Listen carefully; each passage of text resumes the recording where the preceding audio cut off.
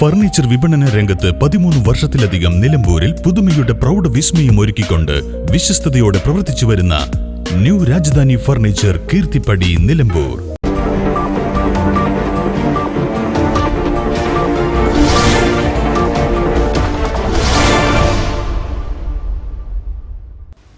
Rebuild Wayanad എന്ന കേരള സർക്കാരിന്റെ പ്രഖ്യാപനത്തിന്റെ അടിസ്ഥാനത്തിൽ വയനാടിന് ഒരു കൈത്താങ്ങ് എന്ന പദ്ധതിയുമായി കരുളായി നിവാസികൾ.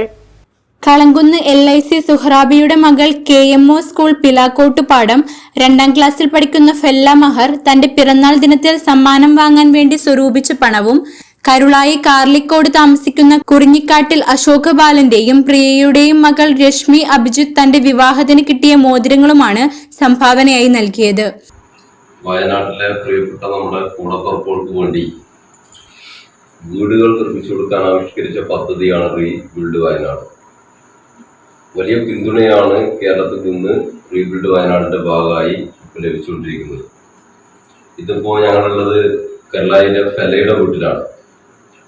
ഫെല തന്റെ ബർത്ത്ഡേക്ക് വേണ്ടി സ്വരൂപിച്ച, ബർത്ത്ഡേക്ക് എന്തെങ്കിലും ഗിഫ്റ്റ് വാങ്ങുന്നതിന് വേണ്ടി സ്വരൂപിച്ച അവരുടെ നാണയശേഖരം സ്കൂളിൽ നിന്ന് കുട്ടികളെല്ലാം ചർച്ച ചെയ്ത്, വലിയ കാര്യങ്ങൾ ചർച്ച ചെയ്ത് വലിയ തീരുമാനങ്ങൾ എടുക്കുകയാണ്.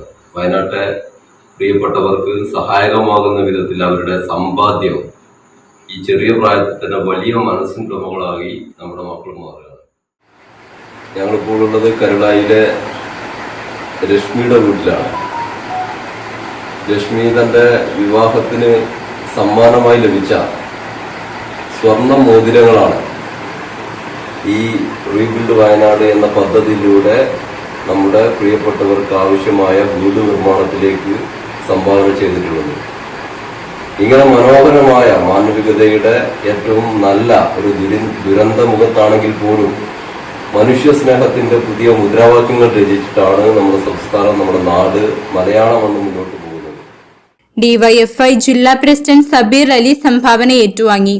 മേഖലാ പ്രസിഡന്റ് സിറാജ്, കരുളായി പഞ്ചായത്ത് മുൻ മെമ്പർമാരായ അബ്ദുൾ റഹ്മാൻ, മാനുട്ടി, അയൂബ്, ജിർഷാദ്, അരുൺ, ജില്ലാ കമ്മിറ്റി അംഗം ഷബീബ് എന്നിവരും പങ്കെടുത്തു.